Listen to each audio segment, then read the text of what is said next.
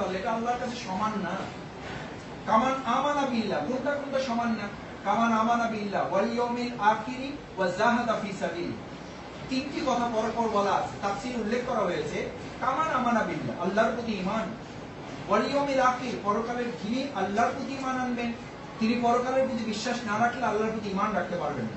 পরকালের প্রতি কেউ যদি বিশ্বাস রাখে তার এই বিশ্বাসটা প্রমাণ করার জন্য জাহাদা ফি সাবিলি, এই আল্লাহর জমিনে আল্লাহ দিন প্রতিষ্ঠার কাজে নিয়োগ হওয়া ছাড়া, এটার সাথে যে সম্পৃক্ত হওয়া ছাড়া এই উপরের দুটো ঈমান প্রমাণিত হবে না, এটা পরীক্ষায় গ্রহণযোগ্য হবে না। মুখে সে যতবারই বলুক কামান আমানা বিল্লাহ, হ্যাঁ আমি ঈমান এনেছি, ওয়াল ইয়াউমিল আখির, আমি পরকালে বিশ্বাস করি না, কোন মূল্য নেই আল্লাহর কাছে। জাহাদা ফি সাবিলিল্লাহ, যতক্ষণ পর্যন্ত দুটো ঈমানকে পাকাপোক্ত করার জন্য, প্রুভ করার জন্য, প্রমাণিত করার জন্য, পরীক্ষিত করার জন্য ময়দানে আমার সাথে আর সম্পর্ক তৈরি না হবে, ময়দানে আমি নিজেকে সম্পৃক্ত করে প্রমাণ করতে পারবো। আপনারা নিশ্চয়ই সূরা তাওবার 42, 43, 44, 45, সেখানে আল্লাহ তাআলা রাসূল সাল্লাল্লাহু আলাইহি সাল্লামকে পর্যন্ত একটি সত্য কথা বলেছেন যে আপনি সাহাবীদেরকে কেন ছুটি দিলেন। যে সাহাবী আপনার কাছে এসে ছুটি চাইলো ইসলামী আন্দোলনের কাজে, দিনের কাজে। দ্বিতীয় পয়েন্ট একটু ভালো করে খেয়াল করবেন আমার সম্মানিত বোনেরা, যে আমরা কোনো কোনো ক্ষেত্রে ইসলামী আন্দোলনে তো আমাদের ওজোর আপত্তি থাকে, আজকে এটা হয় নাই, কালকে ওইটার জন্য পারি নাই, আজকে এটার জন্য পারি নাই, আগামীকালকেও পারবো কিনা বুঝতে পারতেছি না, একটু দোয়া করেন, আল্লাহ ভরসা, দেখা যাক ইনশাআল্লাহ। এই নানান রকম আর্টের মধ্যে আমরা, নানান রকম কৌশলের মধ্যে আমরা আমাদেরকে ফেলে দিই। এই কৌশলগুলোর মধ্যে ফেলে দিয়ে আল্লাহ তাআলা সূরা তাওবার 42, 43, 44, 45-এ দ্বিতীয় স্মরণ করে দেন যে আন আকিমুদ্দিনের কাজটা তোমাদের জন্য এত মৌলিক ইবাদত এবং ইবাদতের কেন্দ্রবিন্দু হওয়ার কারণে দুনিয়ার কোনো অজুহাত তো এটার ক্ষেত্রে গ্রহণযোগ্য হবেই না, দিনেরও কোনো অজুহাত এটার ক্ষেত্রে গ্রহণযোগ্য নয়। আপনাদের মনে আছে সূরা তাওবায় যে সামনে রেখে এই আয়াত নাযিল হয়েছে, সূরা তাওবায় যে দুজন সাহাবীকে সামনে রেখে এই আয়াতগুলো নাযিল হয়েছে, সেই দুজন সাহাবী কিন্তু মর্যাদাবান, গুরুত্বপূর্ণ সাহাবী। তারা ওই সমাজের সেনাপতি ছিলেন, গোত্রপতি ছিলেন। আব্দুল্লাহ ইবনে উবাই ইবনে সালুল রাদিয়াল্লাহু তাআলা আনহু মর্যাদাবান সাহাবী। হযরত যায়েদ ইবনে কায়েস রাদিয়াল্লাহু তাআলা মর্যাদাবান সাহাবী। তারা গিয়ে যখন রোম বিজয়ের জন্য, রোমের জন্য অভিযানের জন্য টার্গেট ঠিক করা হলো, তারিখ নির্ধারিত হলো, রোম বিজয়ের জন্য তাদেরকে অভিযানে যেতে হবে, তখন এই দুজন সাহাবীকে রাসূল সাল্লাল্লাহু আলাইহি ওয়াসাল্লামকে বললেন, ইয়া রাসূলুল্লাহ, আমরা যদি ওই জায়গায় যাই তাহলে ওখানে গেলে আমাদের ঈমানের দুর্বলতা তৈরি হবে, কারণ ওখানে আমরা শুনেছি যে ঈমানের দুর্বলতা তৈরি হওয়ার মতো একটা পরিবেশ আছে, অনেক সুন্দরী রমণী ওই সমস্ত রোমের মধ্যে তাদেরকে পাওয়া যায়, আমরা যদি ওখানে যুদ্ধ করতে যাই তাহলে আমাদের ঈমান হারাবার সম্ভাবনা আছে। তারা নিজেরা কোরআনের ভাষায় তাদেরকে বলতে বলা হলো, আল্লাহ তাআলা আয়াত নাযিল করে বলে দিলেন যে তারা এসে আপনাকে বললো লাতিন্নি মিনকুম, আমাদের এই ফিতনা থেকে বাঁচান। ফিতনা কিন্তু দুনিয়ার কোনো অজুহাত পেশ করা হয়নি, পেশ করা হয়েছে দ্বীনের অজুহাত, যে আমরা তাকওয়ার দিক থেকে এতটা অগ্রসর হতে চাই যে আনাকিমুদ্দিনের এই কাজ থেকে আমাদেরকে রেহাই দেন, কারণ ওখানে গেলে আমাদের ঈমান দুর্বল হয়ে যাবে, আমাদের তাকওয়া নষ্ট হয়ে যাবে। তাদের ভাষা ছিল লাফতিন্নি মিনকুম, আমাদের ফিতনা থেকে বাঁচান। আর আল্লাহ তাআলা আয়াত নাযিল করে বলে দিলেন আলা ফিল ফিতনাতে সাকাতু, হে রাসূল সাল্লাল্লাহু আলাইহি সাল্লাম, তারা বলতেছে ফিতনা থেকে বাঁচান, আর আমি বলতেছি ফিতনা থেকে বাঁচার দরকার নেই। এই আকিমুদ্দিনের কাছ থেকে বাঁচার জন্য তারা যে অজুহাত পেশ করেছে, এটার মধ্যে দিয়ে ইতিমধ্যে তারা ফিতনার মধ্যে পড়ে গেছে, তারা অলরেডি ফিতনার মধ্যে আছে। দুটার কারণে, আকিমুদ্দিনের এই কাজে কোনো অজুহাত তৈরি করা দুনিয়ার প্রসঙ্গ দিয়ে তো জায়েজই নাই, দিনের কোনো কাজ দিয়েও আনাকিমুদ্দিনের। কারণ আপনাদের মনে আছে নিশ্চয়ই রাসূল সাল্লাল্লাহু আলাইহি ওয়াসাল্লাম এক সাহাবী ছিলেন, তাকে যখন বলা হতো অমুক যুদ্ধে আমাদের বিজয় হয়েছে, তোমার কি মনে পড়ে? এটা বলার সাথে সাথে উনি সেন্সলেস হয়ে যেতেন। সাহাবীগণ জিজ্ঞেস করতেন, আচ্ছা এই যুদ্ধটা আমাদের বিজয় হয়েছে, আমাদের খুশি হওয়ার কথা, আনন্দিত হওয়ার কথা, তুমি যুদ্ধের কথা বললেই তোমার সেন্সলেস, তোমার জ্ঞান হারিয়ে যাও, তুমি অস্থির হয়ে যাও, পেরেশান হয়ে যাও, ঘটনাটা কি? তখন তিনি বলতেন এই একটা যুদ্ধ, যে যুদ্ধে আমি 40 বছরে আমার যেখানে নামাজ কাজা নেই, এই যুদ্ধে আমাদের ভোর রাত 3:30টায় শুরু হয়েছে, আমাদের এখনকার দেশের টাইম অনুযায়ী রাত 8:30, সকাল 3:30টায় শুরু হয়েছে, ভোর রাত সকাল 8:30টায় শেষ হয়েছে। মাঝখানে রাসূল সাল্লাল্লাহু আলাইহি ওয়াসাল্লাম যুদ্ধের ময়দানে আমাদেরকে নামাজ পড়ার অনুমতি দেননি, আমরা নামাজ পড়ার সময় পাইনি, এবং এই এক ওয়াক্ত নামাজ আমি যুদ্ধ শেষ করে তারপর রাসূল ইমামতিতে পড়েছি। সম্মানিত বোনেরা, আমাদের কখনো কখনো মনে হয় যে আমি তো অন্য ইবাদত, আমাদের কেউ কোনো কোনো বোনেরা আমাদের যাদেরকে কর্মী করবেন, যাদেরকে সহযোগী বানাবেন, যাদেরকে ইউনিট পরিচালনা করেন, যারা ওয়ার্ডের দায়িত্বশীল, আমরাও যারা কখনো কখনো মনে করি যে একটু এদিকে দুর্বল টুর্বল হয়ে গেল, এদিকে যদি আমি নামাজ ইয়ানত তারপরে একটু রোজা টোজা রাখি তাহলে বোধহয় এগুলো কভার হয়ে যাবে। আল্লাহ তাআলা বলেন যে দুনিয়ার প্রস্তুতি তো হবেই না, দিনেরও কোনো কাজ দিয়ে এটা তুমি বলবা না, কারণ আল্লাহ তাআলা অন্য আয়াতে বলেন সিকায়াতুল হাজি ওয়া আমারাতুল মসজিদিল হারাম কামা আমানা বিল্লাহ, হাজিদের পানি পান করানো আর মসজিদে হারামের চাবি বহন করা, এই সমস্ত কাজ লা ইয়াস্তাউন ইনদাল্লাহ, আল্লাহর জমিনে আল্লাহর দিন প্রতিষ্ঠা করার ধারে কাছেও নাই এগুলো সমান হতে পারে না, এসব কিছু সমান না, বরং ফাওয়াইলুল লিল মুসাল্লিন, ওই নামাজীদের জন্য ধ্বংস, সেই নামাজী যারা নামাজের স্পিরিট নিয়ে আল্লাহর জমিনে আল্লাহর দিন প্রতিষ্ঠা করার জন্য নিজেকে আত্মনিয়োগ না করান। আপনি কোথাও কোরআনে ফাওয়াইলুল লিল মুজাহিদিন পাবেন না, কোরআনে কোথাও এটা উল্লেখ করা হয়নি, বরং একজন সাহাবী যুদ্ধের ময়দান থেকে তার দুর্বলতা তৈরি হয়েছে, ওমর রাদিয়াল্লাহু তাআলা তার কলার ধরে আল্লাহ রাসূল সাল্লাল্লাহু আলাইহি ওয়াসাল্লামের কাছে নিয়ে গেছেন, ইয়া রাসূলুল্লাহ তার অমুক কাজে মুনাফিকি লক্ষণ লক্ষ্য করা গেছে। তিনি আল্লাহ রাসূল বলেন তুমি কি দেখেছো? বলছেন আমি দেখিনি, আমি শুনেছি। বলছে তার কলার ছেড়ে দাও, তার সম্মান রক্ষা করো, এবং সে বদরি সাহাবী, আল্লাহ তাআলা তার অপরাপর সমস্ত গুনাহ মাফ করে দিয়েছে। এরকম যদি কতগুলো উদাহরণ আপনাদের সামনে আছে, নিশ্চয়ই আপনারা জানেন। আমি যে রোজাকে আমরা এত ভালোবাসি, সেই রোজা যুদ্ধ শুরু হয়েছে, রাসূল সাল্লাল্লাহু আলাইহি ওয়াসাল্লাম সাহাবীদেরকে নির্দেশ দিলেন ফালি ইফতার, তোমরা সবাই এখন যারা রোজাদার অবস্থায় আছো তোমরা ইফতার করে ফেলো এবং রোজা ভেঙে ফেলো, রোজা ভেঙে যুদ্ধ পরিচালনা করো। এই যুদ্ধ, রোজা, নামাজ, এই সবগুলো যেখানে স্পিরিচুয়াল প্রোগ্রাম, আমাদের আধ্যাত্মিকতা বৃদ্ধি করার প্রোগ্রাম, সেখানে আল্লাহ রাসূল একজন নেতৃত্বের জায়গা থেকে বলে দিলেন তোমরা এখন রোজা ভেঙে ফেলো, আল্লাহর জমিন আল্লাহ দিন প্রতিষ্ঠা করার জন্য যুদ্ধে তোমরা শক্তি অর্জন করো এবং এখন তোমরা খাও। হজ করতে গেলেন, বাবার মুখামুখি হলেন, সাহাবীদেরকে তিনি ঘোষণা করে দিলেন এবার হজ নয়, এবার যুদ্ধ, যুদ্ধে বিজয় হয়ে তারপর আমরা হজ করতে আসবো, চলো এবার আমরা হজ করবো না, সিদ্ধান্ত। এখন তো আমরা হজ করে এসে বলি যে আমি আর এইসব ঝামেলার মধ্যে ভাই নাই, আমি কাবাগর থেকে ওয়াদা করে আসছি যে আমি আর কোনো ঝামেলার মধ্যে, আমি আর রাজনীতির মধ্যে নাই। দেখেন কত বড় অদ্ভুত জগতে আমরা বসবাস করি। সেই জগতে যারা কর্মপরিষদ শুরু, আমি এতগুলো কথা বোনরা আপনারা ভুল মেসেজ নেবেন না, আমি এগুলো আপনাদের জন্য বলছি না, আমি এগুলো বলছি আপনারা যে ময়দানে কাজ করেন সে ময়দানটা কত জটিল, তাহলে যেই ময়দান যত জটিল সেই ময়দানে ডাক্তারদের ভূমিকাটা কি হবে। আপনি দেখবেন প্রায় আমাদের সরকার, বৈধ হোক আর অবৈধ হোক, তারা হঠাৎ হঠাৎ ঘোষণা করে এবছর ডাক্তারদের ছুটি ক্যান্সেল, হসপিটালগুলো জরুরি অবস্থা, কখন? যখন রোগীর সংখ্যা বেড়ে যায়। আপনি আমি যে সমাজে বাস করি, একটু বলেন তো 30 সেকেন্ড যদি চোখ বন্ধ করে হিসাব করেন, তাহলে ইমানের দিক বিবেচনায়, নৈতিকতার দিক বিবেচনায়, ইসলামের দিক বিবেচনায়, জাহিলিয়াতের দিক বিবেচনায়, সমস্ত দিক বিবেচনায় তো আমাদের সমাজে এখন আসলে কি জারি হয়ে গেছে? কি জারি হয়ে গেছে বলেন? জরুরি অবস্থা জারি হয়ে গেছে। ইমানের দিক থেকে জরুরি অবস্থা। আপনার সন্তান ইমানের উপর টিকতে পারবে কি পারবে না আপনি জানেন না। আল্লাহ রাসূলের সেই হাদিসটা এখন আমাদের সামনে, যে হাদিসে স্পষ্ট উল্লেখ করা হয়েছে সকালে ইমান নিয়ে বের হবে, সন্ধ্যায় ইমান ছাড়া বের হবে করবে। সন্ধ্যায় তুমি ইমান নিয়ে ঘুমাবে, সকালবেলা ইমান ছাড়া কুকুরি অবস্থায় জাগবে। আমি তো সেই হাদিস এখন আমাদের সামনে দেখতে পাচ্ছি। আল্লাহ রাসূলের সেই হাদিস, যে হাদিসে নামাজীদের জন্য বলা হয়েছে মাসাজিদুহুম আমিরাতুন, মসজিদগুলো মুসল্লিতে পরিপূর্ণ থাকবে, এবং সেখানে তোমরা মেয়েদেরকেও দেখবে যে মেয়েরা পুরুষরা একত্রিত হয়ে তারা মসজিদগুলো পরিপূর্ণ করে ফেলছে। ওয়াহিয়া খারাবুম মিনাল বিদা, অথচ ওই সমস্ত মসজিদে হেদায়েতের সেটাফোটাও খুঁজে পাবে না। ওয়ালাইসা ফিহিল মুমিন, এই সমস্ত মুসল্লিদের মধ্যে একজন ইমানদার খুঁজে পাওয়া যাবে না।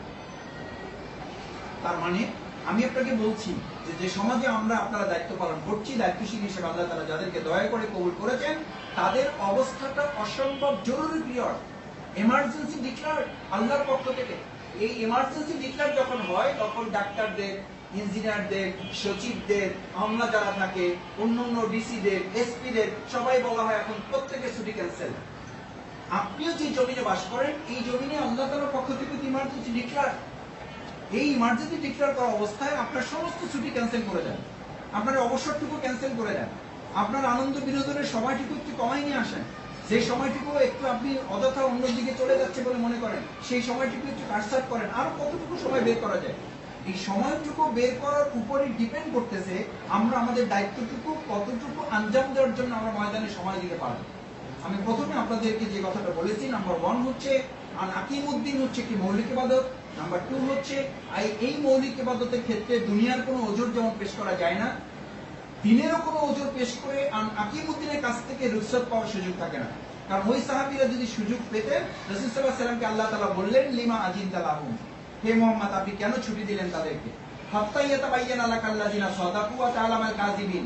তারা নামাজি ছিল, তারা রোজাদার ছিল, তারা রাসূল সাল্লাল্লাহু আলাইহি ওয়াসাল্লামের পিছনে ফাঁস কাতারে নামাজ পড়তেন, তারা হাজী ছিল, সবকিছুই তাদের ঠিক ছিল, এমনকি ইতিপূর্বে সমস্ত যুদ্ধেও তারা অংশগ্রহণ করেছেন। তাদের প্রসঙ্গে কেন আল্লাহ তাআলা বলতে গেলেন লিমা আজিনতা লাহুম, কেন ছুটি দিলেন? হাত্তা ইয়াতাবায়্যানা লাকাল্লাযিনা সাদাকু ওয়া তা'লামাল কাযিবিন, আপনি জানতেই পারলেন না তারা তাদের ঈমানের দাবিতে কতটুকু সত্যবাদী কতটুকু মিথ্যাবাদী। আপনি বলুন আপনারা যে এই সত্যবাদী এবং মিথ্যাবাদীর প্রসঙ্গ কি নামাজের উপর ভিত্তি করে তৈরি হয়েছে, রোজার উপরে ভিত্তি করে তৈরি হয়েছে, হজের উপরে ভিত্তি করে তৈরি হয়েছে? আল্লাহ তাআলা এই কোশ্চেন কি অন্য কালেমার উপরে ভিত্তি করে তৈরি করেছেন? না, এটার উপরে তৈরি করেছেন যে কেন তারা রোম অভিযানে আপনার সাথে অংশগ্রহণ করার ক্ষেত্রে দুনিয়ার অজুহাত দেয়নি, কিন্তু দিনের অজুহাত দিয়েও তারা কেন আপনার কাছ থেকে তারা ছুটি চাইবে? আপনি ওরা কেন ছুটি দিলেন? আফাল্লাহু আনকা, এবার মাফ করে দিলাম আপনাকে। আমি মাঝে মধ্যে আমাদের ভাইদের বলি যে আমরা ছুটি দিলেন, ছুটি না দিলে আপনারা আমাদের মাফ করেন না, যে এখন দায়িত্বশীল আগের মতো আর নাই, ছুটি চাইলে ছুটি পাওয়া যায় না, যেহেতু পাওয়া যায় না এই জন্য প্রোগ্রামই আর চাই। তো যদি আপনি একটা লজিক ঠিক করেন যে আগে জামাতের দায়িত্বশীলরা বা আমাদের মুরব্বীরা আলহামদুলিল্লাহ ছুটি চাইলেই ছুটি পাওয়া যেত বা ছুটি চাওয়ার একটা ইয়ে ছিল, এখন আসলে সেই আগের মতো আর নাই, এখন ছুটি কেমন একটা দিকেই চায় না, বর্ডার একটু টাইট হয়ে গেছে, বাইরেও বেশি করা হয়ে গেছে। তা আমি বলি যে ভাই এখানে দেখেন আল্লাহ তাআলা রাসূল সাল্লাল্লাহু আলাইহি ওয়াসাল্লাম এরকম একটা সরল মন নিয়ে তিনি সাহাবী দুজনকে ছুটি দিয়ে দিলেন। আল্লাহ তাআলা তাকে তাহলে এত কঠিন কথাটা কেন বললেন? লিমা আজিনতা লাহুম, কেন ছুটি দিলেন? হাত্তা ইয়াতাবায়্যানা লাকাল্লাযিনা সাদাকু ওয়া তা'লামাল কাযিবিন, আপনি জানতেই পারলেন না ঈমানের দাবিতে কে সত্যবাদী কে মিথ্যাবাদী। ঈমানের দাবিতে সত্যবাদী না মিথ্যাবাদীটা প্রমাণ করার জন্য নামাজ, রোজা, হজ, যাকাতকে প্র্যাকটিক্যাল বলা হয়েছে। প্র্যাকটিক্যাল বলা হয়েছে যুদ্ধের ময়দানে আকিমুদ্দিনের কাজে অংশগ্রহণ করা। সেজন্য দ্বিতীয় পয়েন্ট হচ্ছে যে দুনিয়ার কোনো অজুহাত তো নয়, দিনেরও কোনো অজুহাত পেশ করা আমাদের জন্য বৈধ না। এরপরে শরীয়ত অজুহাত থাকলে নিশ্চয়ই আপনি বলবেন, বিশেষ করে আমাদের বোনদের ক্ষেত্রে সেগুলো ইসলাম অত্যন্ত পরিষ্কারভাবে আমাদের সামনে তুলে ধরে। আলহামদুলিল্লাহ সেই প্রসঙ্গ সামনে রেখে আব্দুল্লাহ ইবনে জামুর রাদিয়াল্লাহু তাআলার প্রসঙ্গ যদি আমরা সামনে নিয়ে আসি, হযরত খাদিজা রাদিয়াল্লাহু তাআলা আনহা, আপনারা যারা সৌদি আরবে মক্কায় গিয়েছেন অথবা আল্লাহ তাদেরকে নিবেন, আল্লাহ যেন আমাদের প্রত্যেককে ওখানে নেওয়ার তৌফিক দান করেন। যারা গিয়েছেন নিশ্চয়ই তারা জানবেন অথবা শুনবেন অথবা টেলিভিশন আপনারা দেখেন, যেই জায়গায় আল্লাহ রাসূল সাল্লাল্লাহু আলাইহি ওয়াসাল্লাম ধ্যানে বসেছিলেন আল্লাহর কাছ থেকে গাইডলাইন পাওয়ার জন্য, সেই জায়গায় এখন একজন সামর্থ্যবান লোকের পৌঁছতে হলে কমপক্ষে 3.5 থেকে 4 ঘন্টা টাইম লাগে, মাঝখানে কমপক্ষে 6 থেকে 7 বার তাকে রেস্ট নিতে হয়। ওরকম জায়গায় হযরত খাদিজা রাদিয়াল্লাহু তাআলা আনহা সকাল সন্ধ্যা 2 বার রাসূল সাল্লাল্লাহু আলাইহি ওয়াসাল্লামকে খাবার পৌঁছাতেন। আমি আমার স্ত্রীকে নিয়ে একবার ওখানে যাওয়ার সুযোগ আল্লাহ তাআলা দিয়েছেন। আমি তাকে নিয়ে শুধু দেখতে গিয়েছিলাম যে উঠার সাহস তো নাই, মানে ওখানে কোনো বন্দী নিয়ে উঠতে গেলে ওখানে যারা পাহারায় থাকেন তার আগেই বলে দেন যে ভাইয়েরা চাইলে উঠতে পারলে পারতেও পারেন, তাও কনফার্ম না, কোনটা অসম্ভব, চিন্তাও করেন না। তো ওরাই তখন বলে যে এই রাস্তা যেটা ওঠার জন্য পাহাড়ে, এই রাস্তাটা অনেক ডেভেলপ করা হয়েছে, অনেক আধুনিক করা হয়েছে, মাঝখানে বসার জায়গা করা হয়েছে, ছোট ছোট টি স্টল বসাই দেওয়া হয়েছে পানি পান করার জন্য, খাওয়ার জন্য, ঠান্ডা খাওয়ার জন্য। সব করে দেওয়ার পরও 3 থেকে 3.5 ঘন্টা পর একজন মানুষ গিয়ে ওখানে উঠতে পারে, আর মহিলারা উঠতেই পারে না। আর আমাদের খাদিজা রাদিয়াল্লাহু তাআলা আনহা সকাল সন্ধ্যা ওরকম একটা কঙ্কর বিছানো পথে 2 বার তিনি খাবার পৌঁছাতেন। আমি ওই জায়গায় গিয়ে আমার চোখের পানি আমি ধরে রাখতে পারিনি। আমি আমার স্ত্রীকে বললাম, দেখো একজন মহিলা রাসূল সাল্লাল্লাহু আলাইহি ওয়াসাল্লামের জন্য তার এই দিনে, তখন কিন্তু তিনি ইসলাম কবুলই করেন নাই, তিনি ইসলামও কবুল করেন নাই, শুধু মানবতার দিক সামনে রেখেছে। এটা একটা ভালো কাজ, এটা সৎ কাজ, এটা একটা কল্যাণের কাজ। এই কল্যাণের কাজটাকে তিনি এত মজবুত ভাবে নিয়েছেন। আর আমরা আল্লাহর দ্বীনের একটা নির্দেশ পালনের জন্য আমি তুমি কি করতে পারি, আমরা কি করতে পারছি, সেই জন্য রাসূল সাল্লাল্লাহু আলাইহি ওয়াসাল্লামের এই ভূমিকাগুলো দেখবেন। আব্দুল্লাহ ইবনে জামুর রাদিয়াল্লাহু তাআলা তার কিন্তু ইয়া ছিল, অজুহাত ছিল, তার ওজর ছিল, তার একটা পা কাটা ছিল সেই জন্মগত ভাবেই। অথচ আব্দুল্লাহ ইবনে জামুর রাদিয়াল্লাহু তাআলা তাকে যখন বলা হলো যুদ্ধের ডাকে এসেছে, তিনি বলেন আমার সন্তানকে ডাকো। 2 সন্তানকে ডাকছে, উটের পিঠে তাকে বাঁধছে ভালো করে রশি দিয়া, কায়দা তারপর রাসূল সাল্লাল্লাহু আলাইহি ওয়াসাল্লামের সামনে হাজির করছে, ইয়া রাসূলুল্লাহ আমি যুদ্ধে যাব, কারণ আমি যে বয়সে ইসলাম কবুল করেছি, এই বয়সে ইসলাম কবুল করে আমল করে আমি এখন জান্নাতে যেতে পারবো। আমি ইসলামই কবুল করেছি 70 বছর বয়সে, এখন আমি বাঁচবো কয়েকদিন, আমল করবো কি, আর সেই আমল দিয়ে আমি জান্নাতে যাওয়ার আশা করি না। আমার এখন আশা হচ্ছে আমি যুদ্ধে যাব, শহীদ হবো, আমি আল্লাহর কাছে জ্ঞান যাবো, বিনয় হিসেবে জান্নাতে যেতে চাই। রাসূল সাল্লাল্লাহু আলাইহি ওয়াসাল্লাম বললেন, আব্দুল্লাহ ইবনে জামু তোমার তো একটা পা নেই, আল্লাহ তাআলা তোমাদেরকে মাফ করে দিয়েছেন। বলছে আল্লাহ মাফ করেছেন, কিন্তু আমি যেতে আগ্রহী, আমাকে অনুমতি দেই। বলছে তুমি কিভাবে যাবে? বলছে এই যে দেখেন আমার সন্তানদেরকে আমি আমার 2 পা ভালো করে উটের সাথে বেঁধেছি যাতে আমি পড়ে না যাই। ওজোর তো ছিলই। আপনি আরো ভালো করে জানার কথা, আমাদের কাদিসিয়ার যুদ্ধে যে অন্ধ সাহাবী, কি নাম, যে অন্ধ সাহাবী নিজে কাদিসিয়ার যুদ্ধে অংশগ্রহণ করেছেন এবং তার অন্ধ হওয়ার কারণে তার ছিল, যুদ্ধ থেকে যাওয়ার অনুমতি ছিল, যে যুদ্ধে যাওয়ার দরকার নেই আপনার, অথচ তিনি সেই যুদ্ধে অংশগ্রহণ করে রাসূল সাল্লাল্লাহু আলাইহি ওয়াসাল্লাম সামনে গিয়ে বলেন, ইয়া রাসূলুল্লাহ, আমার যদি চোখ থাকতো তাহলে আমার তিনটা সমস্যা, আমার চোখ নাই, তিনটা সুবিধা, সমস্যা এবং সুবিধা আমার সুবিধা হলো আমার চোখ নাই, আমি আমার শক্তিতে দেখতে হলো, আর যেহেতু আমার চোখ নাই আমার পালাবার চিন্তাও হবে না। কিন্তু হলো যতক্ষণ আমার জীবন থাকবে ততক্ষণ আমার হাত পা সব কেটে ফেললেও আমি আমার এই দাঁত দিয়ে কলেমার পতাকাটা উচ্চকিত করে তুলে ধরবো। সম্মানিত বোনেরা, অজিবত চাইলে আপনি আমি দিতেই তো পারি, দুনিয়ার জগতে হয়তো আমার রুখসত হয়ে গেল, কিন্তু এটি এমন একটি পথ, এমন একটি নিয়ামত, যে নিয়ামতকে আল্লাহ তাআলা আমাদেরকে দিয়েছেন তার সান্নিধ্য করার জন্য, জান্নাত লাভের জন্য, বিনা হিসাবে মুক্তির জন্য। কিন্তু সেই পথটি কত ভালোভাবে কাজে লাগানো যায় সেটার জন্য আমাদের পেরেশান হওয়া জরুরি। সেটার জন্য চতুর্থ যে কাজটি আমি আপনাদের বিনীতভাবে অনুরোধ করবো, সেটা হলো বার্ষিক পরিকল্পনার আলোকে বাকি সময়টুকু আমাদের কাজে লাগানো। আপনি বার্ষিক পরিকল্পনা আর আমাদের ষান্মাসিক রিপোর্ট যদি একটু সামনে রাখেন, তাহলে দেখবেন যে আমাদের ওপর বৃদ্ধি যে পরিমাণে হয়েছে সেই রকম কর্মী বৃদ্ধি হয় নাই, কর্মী বৃদ্ধি যেরকম হওয়ার কথা সেরকম সহযোগী বৃদ্ধি হয় নাই, আমাদের সহযোগী যে পরিমাণ বৃদ্ধি হওয়ার কথা সেই পরিমাণে আমরা ইউনিট বৃদ্ধি করতে পারি নাই। যেভাবে আমাদের ইউনিট বৃদ্ধি করার কথা ছিল সেই ইউনিট যেহেতু হয় নাই, তাহলে দাওয়াতি ইউনিটগুলো ওভাবে পড়ে আছে। আমার দাওয়াত ইউনিট যেহেতু হয় নাই, তাহলে অর্থনৈতিকভাবে আমাদের যে একটু স্বাবলম্বী আমরা হয়তো নিসাব দিতে পারতেছি, নিসাব দিতে পারলে আমরা আরেকটু বেশি টাকা পয়সা ইনকাম করে বা টাকা পয়সা বাড়িয়ে আমরা সমাজ কল্যাণের কাজগুলোতে আরেকটু মনোযোগী হওয়া, সেই কাজটা আমরা তো করতে পারতেছি না। তাহলে অর্থনৈতিকভাবে আমাদেরকে আরেকটু সমৃদ্ধ হওয়ার সুযোগ পাওয়া, এই সুযোগটুকু করতে না পারলে, যে জামানায় আমরা বাস করি, যে জামানায় আধুনিক সমাজ সভ্যতা রাষ্ট্র চ্যালেঞ্জ করেছে যে আমাদের নারীদেরকে এগিয়ে দিয়ে সমাজটাকে তারা বহু দূরে নিয়ে যাবে, আপনাকে তো চ্যালেঞ্জ দিতে হবে আমাদের নারীদের মধ্য দিয়ে ইসলামী আন্দোলনকে এগিয়ে আমরা ইসলামী বিপ্লবকে ত্বরান্বিত করবো। কারণ তারা এটার মধ্য দিয়ে মূলত আপনাকে চ্যালেঞ্জ তুলে দিয়েছে যে নারীদেরকে আধুনিক করে আপনার সামনে একটা বড় চ্যালেঞ্জ দিয়ে দেওয়া হয়েছে যে যত ইসলামের কথা বলো, আমরা তাদেরকে চাকরি দিয়ে দেবো, আমরা তাদেরকে মাঠে নামিয়ে দেবো, আমরা তাদেরকে বেপর্দা করে ছাড়বো, আমরা তাদের মধ্য দিয়ে পুরুষদেরকে শেষ করে ফেলবো, তাদের নৈতিকতা, তাদের চরিত্র সবকিছু ধ্বংস করে ফেলবো। সেখানে আপনাকে চ্যালেঞ্জ দিতে হবে যে আমরা এমন একটা জাতি তৈরি করব, যেই জাতির দেখে এমন একটা পরিস্থিতি তৈরি হবে যেটা সোনার মদিনার জন্য সোনার মানুষের একটা ভিত্তি রচনা করবে। আলহামদুলিল্লাহ, ঢাকা মহানগরী দক্ষিণ মহিলা বিভাগ আমাদের সেই দায়িত্বের অংশ হিসাবে ময়দানে তারা আমাদের চেয়েও কোনো কোনো ক্ষেত্রে তৎপর। আলহামদুলিল্লাহ, আমরা সেটার জন্য আপনাদের প্রতি কৃতজ্ঞতা জানাই, আল্লাহর কাছে আপনাদের জন্য উত্তম যা কামনা করি। ম্যানেজমেন্টের টার্গেটে সবসময় উল্লেখ করা হয় এ ট্র্যাপ অফ প্ল্যান, মানে পরিকল্পনা ফাঁদ যেটাকে বলে। পরিকল্পনা ফাঁদই হচ্ছে আপনি যে টার্গেট নেবেন সেই টার্গেটে আপনি কখনো পৌঁছতে পারতেও পারেন, নাও পারেন, এটা একটা ঝুঁকি। এই ঝুঁকি সামলাবার জন্য ম্যানেজমেন্টের পরিবেশ এবং আল্লাহর ইসলামের নীতিমালাও হচ্ছে তুমি একটু বিকল্প পরিকল্পনা রাখো। অর্থাৎ আপনি 122 জন করতে চাইলে 244 জনকে টার্গেট নিতে হবে, যাতে করে আমাদের শহীদ আব্দুল কাদের মোল্লা ভাই আমাদেরকে প্রায় সাংগঠনিক সফরে একটা কথা বলতেন যে মাসুদ, তোমরা তো বরিশালের লোক, তোমাদের মনে থাকার কথা, নদী বা খাল পার হইছো, তো খাল পার হইতে গেলে দেখবা খাল পার হইতে গিয়ে কেউ যদি টার্গেট করে যে আমি কোন রকম কাদায় পড়বো, তাহলে তুমি নিশ্চিত থাকো যে সে হাঁটু সমান পানিতে পড়বে, তাতে কোনো সন্দেহ নাই। তো কেউ যদি কোন রকম কাদায় পড়তে চায় তাহলে তার টার্গেট করতে হবে কমপক্ষে 2 হাত শুকনায় পড়বে। এই 2 হাত শুকনায় পড়া টার্গেট করলেই কেবল সে কোথায় পড়বে, মিনিমাম কাদায় পড়বে আর কি, তাতে পানি থেকে বেঁচে যাবে।